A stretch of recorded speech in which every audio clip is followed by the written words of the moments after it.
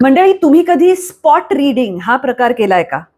म्हणजे आमचे शिक्षक शाळेत असताना काय करायचे की एखादा नवीन धडा शिकवायचा असायचा तेव्हा वर्गातल्या एकेका मुलाला उभं करायचे आणि त्याला त्या धड्यातल्या 4-4, 5-5 ओळी वाचून दाखवायला सांगायचे. आणि अशा पद्धतीने संपूर्ण वर्ग तो धडा वाचायचा आणि मग शिक्षक पुढे त्याबद्दल जे काही असेल ते शिकवायचे. आता काही काही टार्गट मुलं असंही करायची की आपल्या वाट्याला कुठली 4 वाक्य येणार आहेत ते आधीच मोजून मग ती वाचून ठेवायची, म्हणजे मग आयत्या वेळी वाचताना आपण चुकणार नाही. पण हे जे आयत्या वेळी वाचताना आपण चुकू हा जो कॉम्प्लेक्स असतो किंवा जी भीती असते त्याच्यावरचा एक रामबाण उपाय म्हणजे या स्पॉट रीडिंगची तयारी करणं. म्हणजे काय करायचं, कुठलंही पुस्तक घ्यायचं किंवा रोजचं वर्तमानपत्र घ्यायचं आणि मोठ्या आवाजात त्याच्यातल्या 2 पानांचं वाचन करायचं. हल्ली तर मोबाईल फोन सगळ्यांकडे असतात, तुम्ही आपलं आपण सुद्धा ते शूट करून ऐकू शकता.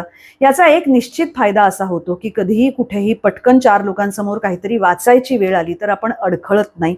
नाहीतर असं होतं की आपल्या मातृभाषेतल्या 4 ओळी वाचताना सुद्धा लोकांसमोर आपण आहोत म्हटल्यावर बिचकायला होतं, घाबरायला होतं, उगाचच शब्द एकमेकांमध्ये मिक्स होतात. किंवा कधी कधी असंही होतं की अशा प्रकारच्या वाचनाची सवय नसल्यामुळे एकूणच पब्लिक स्पीकिंगची भीती वाटायला लागते.